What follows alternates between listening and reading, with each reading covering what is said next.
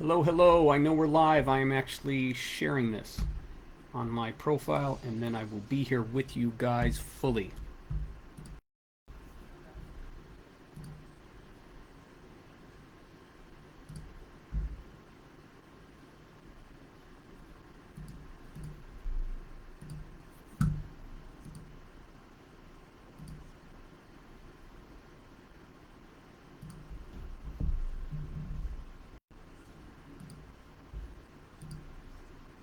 Welcome to anyone who's here.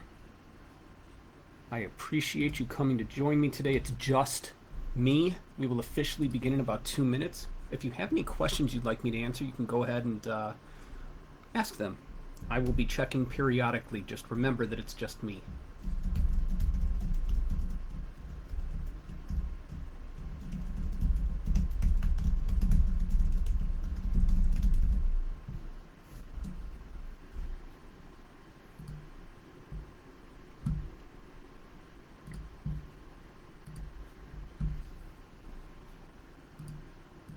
Okay, let's see here.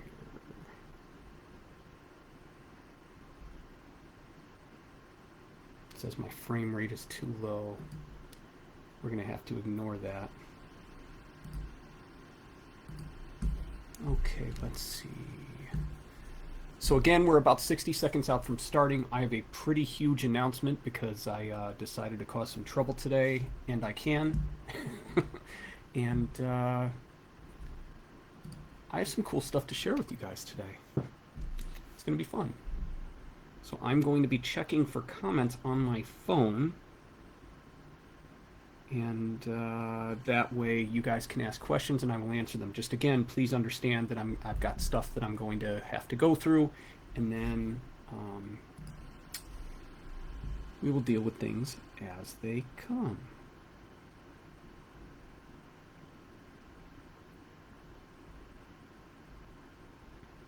There's the video. We will deal with things as they come. Okay. I'm going to mute this completely. Maybe this will actually stay going and I'll be able to see it. Okay, so we are at 11:30. This is our beginning time, and I will dive right in. So thank you to anyone hanging out with me today. I apologize if my video quality is a little wonky. We have awesome internet that just doesn't want to work sometimes. So my office has a huge wall in between my computers and the internet. So I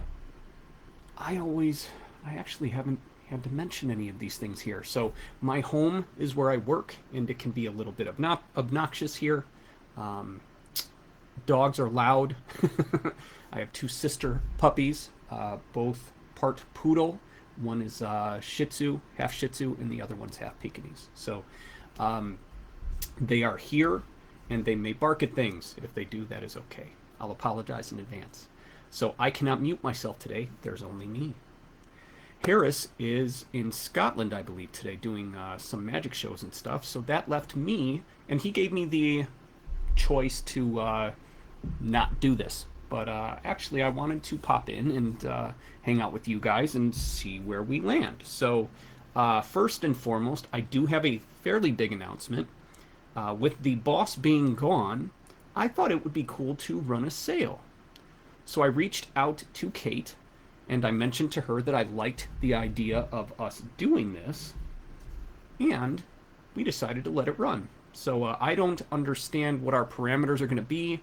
I'm assuming she'll probably send out an email sometime in the near future, but I believe the sale is live now. So if you go to trafficforme.com/clients and look around in the members area, you should find pretty much every traffic we've got on sale. I do not know how much of a discount she gave, so you'll have to look and see for yourself.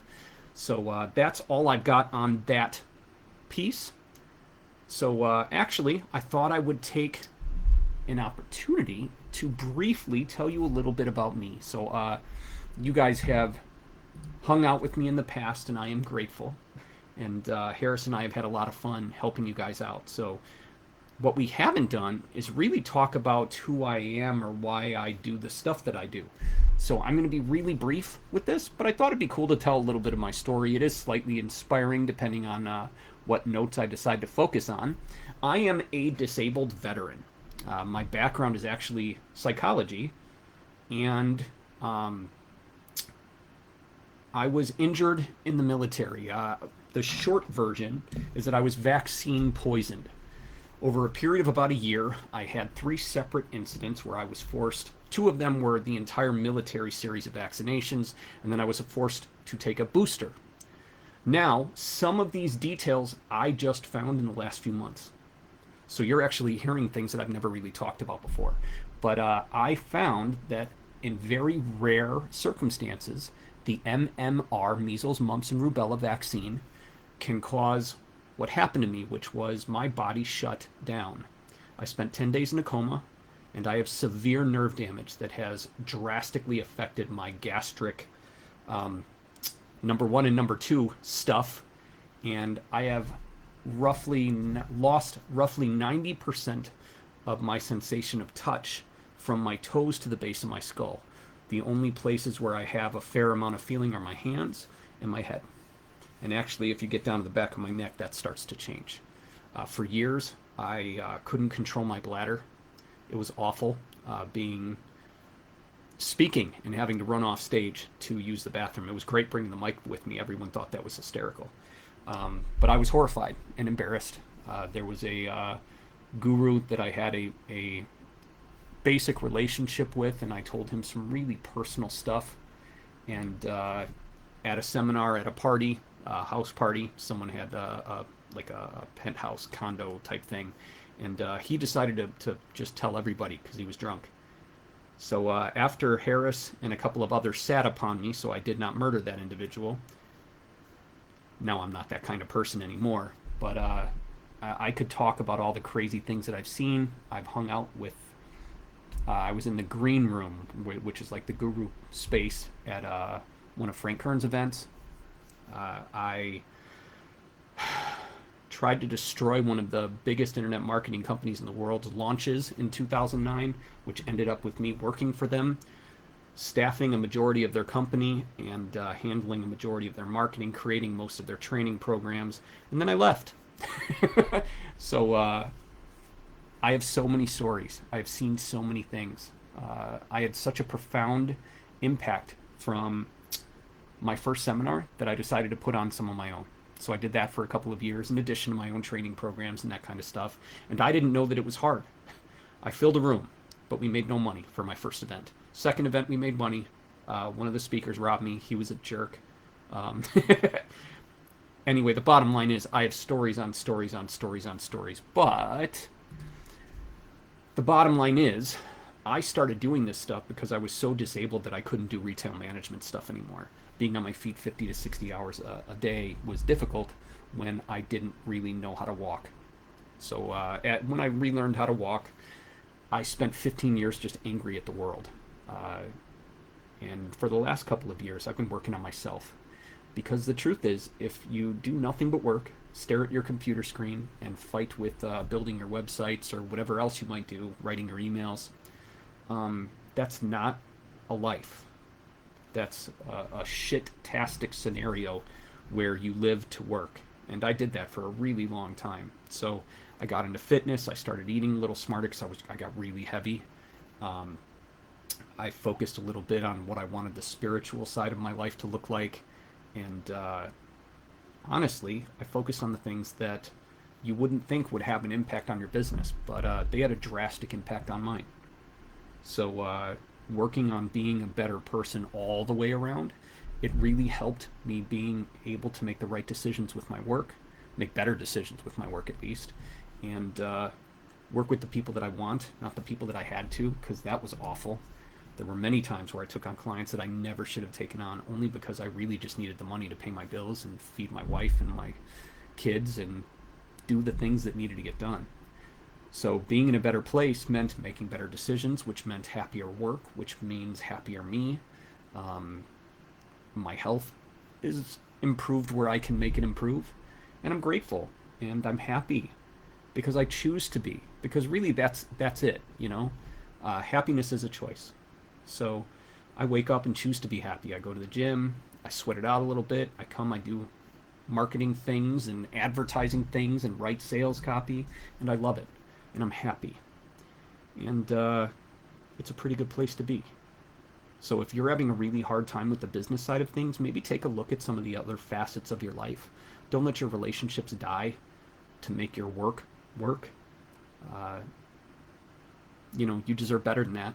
And I would hope that you would put in the work to be a better you, because a better you does better work.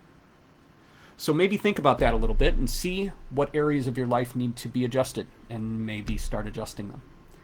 So what I'd like to do next, I'm looking, we don't have any comments. If you'd like to say hello, feel free to do so. And if you have questions on any of the things that I'm about to share with you, go ahead.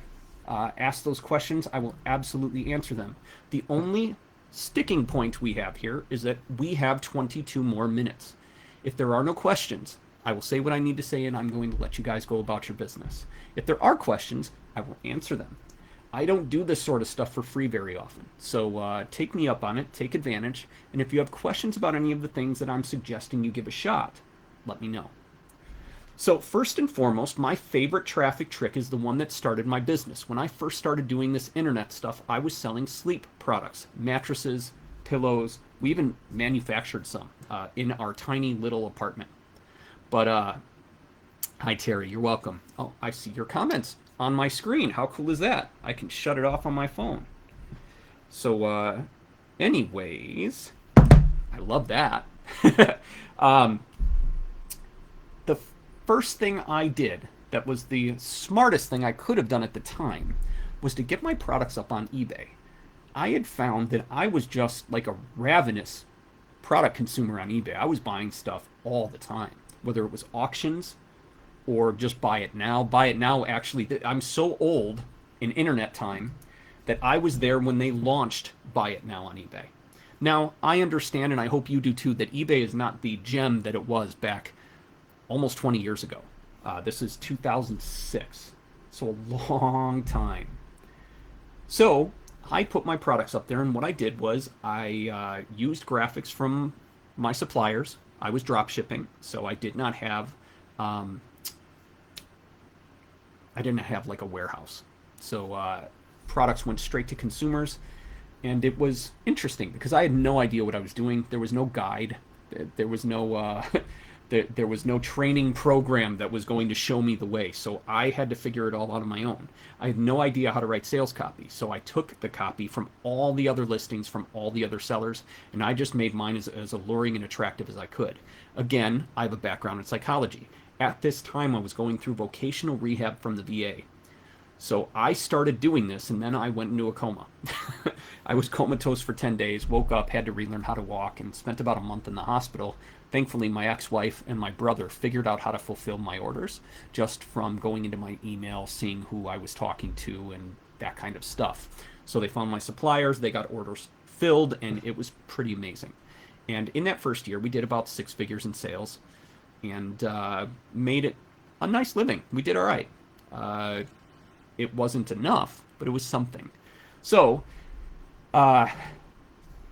being in the marketplace was what made our business. I mean, I did a good job considering I knew nothing, but the marketplace was the difference. So what I'm suggesting you consider, marketplaces, you should be using them to funnel off people into what you do or sell. If you're in e-commerce, places like Amazon, eBay, other places you could buy or sell e-commerce stuff. If you do Etsy-like custom products, Etsy's the place to be. And those are the kind of marketplaces that I'm talking about. But if you're doing information-based stuff, Udemy, other learning type websites, people literally go there to buy courses to learn stuff. So if you have the pedigree to create a training program and put it on those, all you've got to do is give a free bonus or a download or something and hidden behind an opt-in form. That's it. And just be honest with people. I think you'll find that most people appreciate honesty at this point in the game. And if you just tell them, hey, I want to give you this thing so we can follow up, so we can talk to each other, so I can let you know when my next course is done. Then you get them on your email list, and you are now not only building more leads, you're also building more business, you're making more money, even if you only make a few dollars. Udemy generally sells products for $15. So if you did a big $300 training program, at some point Udemy will discount that to $15 for anyone that wants it. So just keep that in mind. It may not be the best place for your higher end stuff.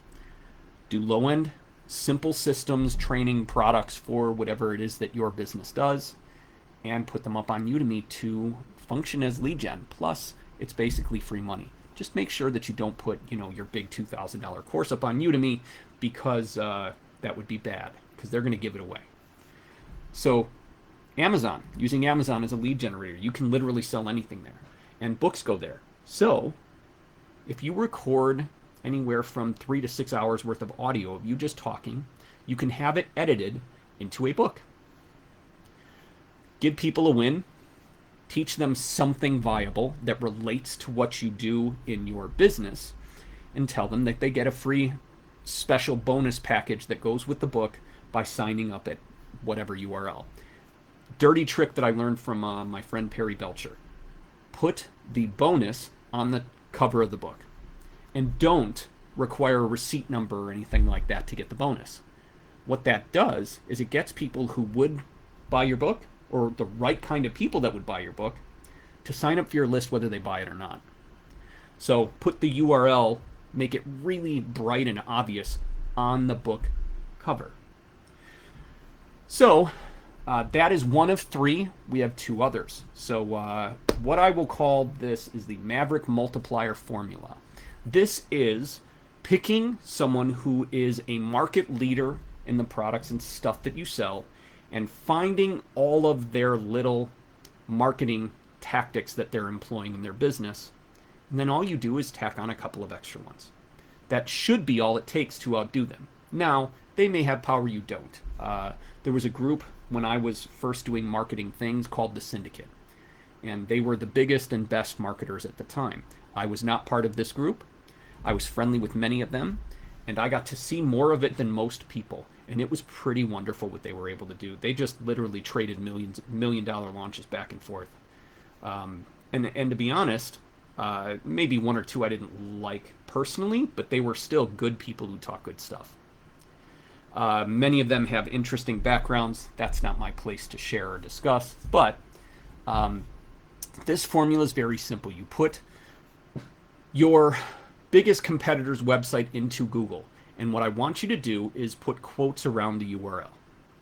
What that does is it makes sure it finds in the code of websites links to your competitor, okay? This could be hundreds, it could be thousands. It depends on your market. It depends on that individual and what kind of job they've done, getting the word out about who they are and what they do. So when you find this, you want to actually look at how they got onto these different websites. Sometimes you'll find there are things that are really difficult to replicate. An example would be being on a news program. If they were on Good Morning America, you have some real competition on your hands, and that's going to make things difficult. But even though your goal is to beat them and make more money than them and become the market leader, if you can't do some of the things they do, just do other things instead, okay? What I mean by that is, let's say your competitor has a very active Facebook group, very active Facebook presence, which you should be in and looking at. They do press releases every 90 days. They have a YouTube channel with 4,000 subscribers, and they tweet 5 times a day. So let's say that's the extent of their internet presence. If you're comfortable on video, tacking on some TikTok content would be good. Taking some of your YouTube stuff and editing it so it's relevant to the TikTok format.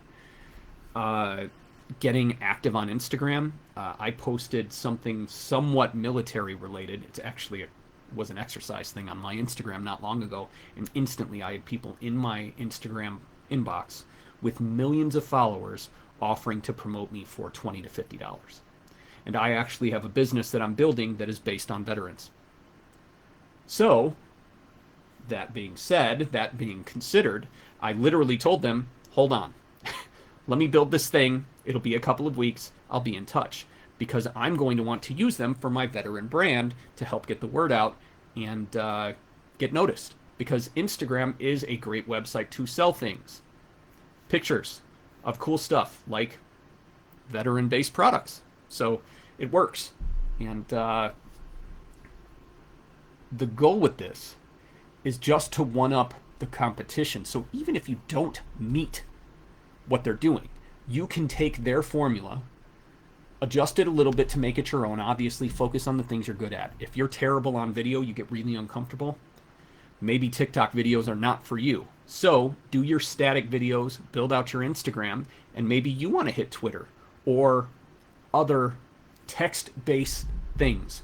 You could go to medium.com and post a really long, intricate blog post based around the topics of the stuff that you teach.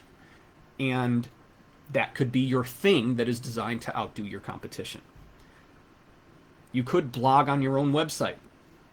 If they don't do that, you can. And it's just something to differentiate you from that competitor and make you stand out that much more. So, other than that, the goal is to outdo, but that's not necessarily where you have to land. What you want to do is find a marketing formula that is working for someone in your space, make it your own by focusing on what you're good at and helping people. As long as your focus is to help people, there almost is no wrong that you can do.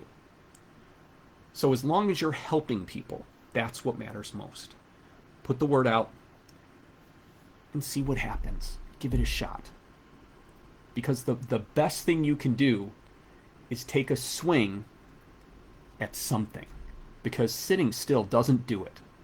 Right? I said on my own Facebook, actually I think yesterday, talking just isn't enough.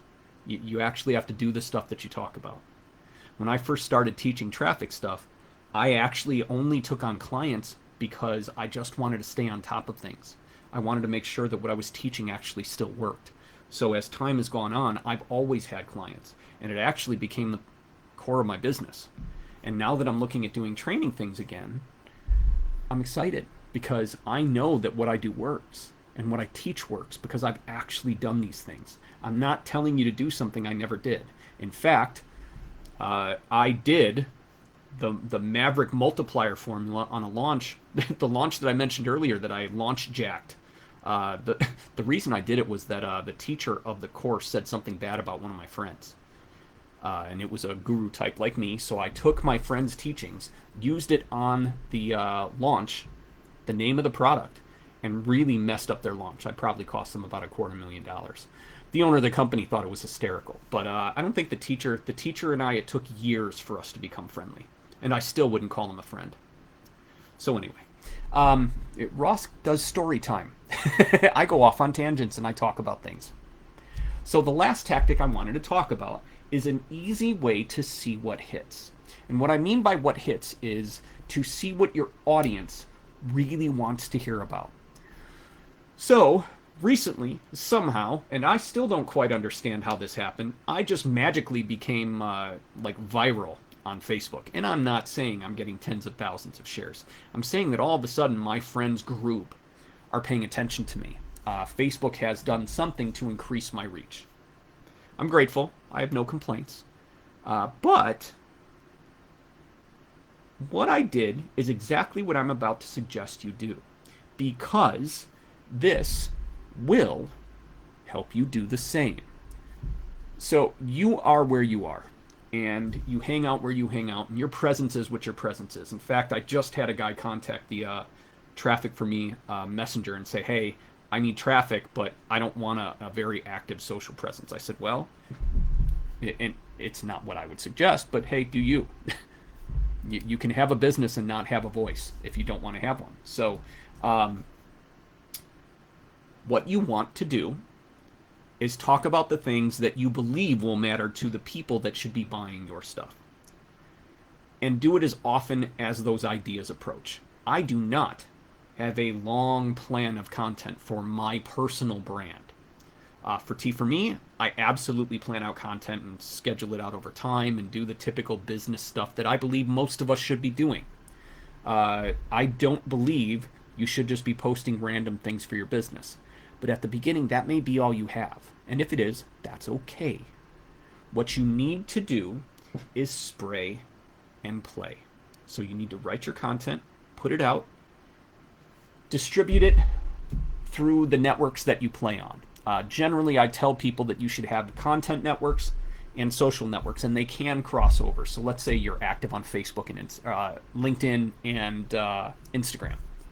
So put out your post on Facebook, put it out on LinkedIn, screen grab your Facebook post and put it up on Instagram. Make sure you're using the right hashtags to apply to what you're doing. I've found in testing that if you want a little bit of a viral effect of your content on Instagram, you want 3 to 5 hashtags, because any more than that looks thirsty. However, I have a friend in the fitness space who does 20 hashtags, and they're doing just fine. In other words, I will tell you the way that I believe you should do it, but you should always try out other ideas. Because my word is not law. I do not know all the things, and the truth is, testing will always outperform some guru in your ear. Give it a shot. Give it a swing. See what happens. So, distribute your content to your networks, and then wait. I know that's the hard part. You should continue doing the content thing. Put stuff out, say what needs to be said, see what happens, and what you're going to see is that every now and then you're going to have a home run. I don't know why I'm using baseball, because I don't even like baseball, but you're going to have one piece of content that just smashes all your others, just doing crazy well. First and foremost, make sure that all your stuff is publicly visible. You definitely don't want to worry about your privacy if you're looking to make money, because private does not. You need your content to be visible to anyone who looks. So spray and play, people. Put your word out. Say what needs to be said. Be the you that you feel you need to be for your business, and see what happens. That's it. When you get a big thing, that becomes what I would call a content pillar. This is something that literally holds up your business, okay? So when it is a huge hit, you need to make sure that it's the content and not the way you said it. Generally, it's going to be the content, something that you shared that was viable in a way that really sang to your best possible prospects. When you have that, hold on to it, because that becomes a cornerstone of the content that you put out in your business. You want to say those things in as many different ways as you can, and put that word everywhere you can think of. So if you do this, that will bring more people to you. All you have to do after that is be consistent in your wanting to help and actively attempting to help. So if you do that, this spray and play can become a major driver of business for you. When you find the big things, you absolutely need to hold on to them, grab them, put them out in as many locations as you can. One of the last things I'm going to share with you, because we are almost done, there's about 2 minutes left, and I don't have any questions, which is totally fine.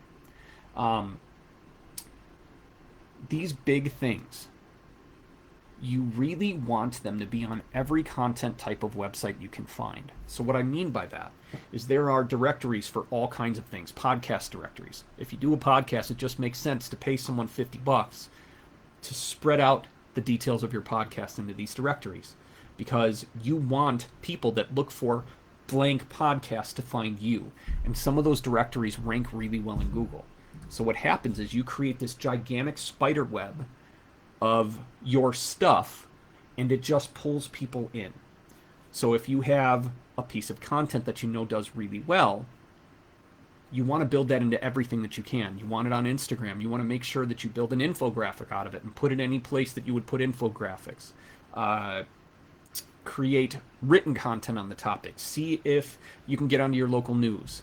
See if you can put your content into someone's world that has access to the people that you would want to buy your stuff. There are people that sell parallel products. So what you're looking for is people that don't sell the exact same things you do. If you find that, you can partner with them and send customers back and forth. The human side of businesses is always going to be what makes you the most amount of money in the least amount of time. So that's what I've got for you today. I could have gone much more tactical and much deeper on a lot of these topics. There are facets that I was not able to cover here, but I'm 100% sure that these things will be helpful. If you do all 3 of the things, shit, if you do one of the things, it's going to make a difference for you. So I wish you well. Thank you for hanging out with me for a little while. And we will be back with you next Tuesday, and maybe Harris will be here. We'll see. I don't plan on burning the company down. So go check out the sale. Have a great day, and thanks for hanging out with me.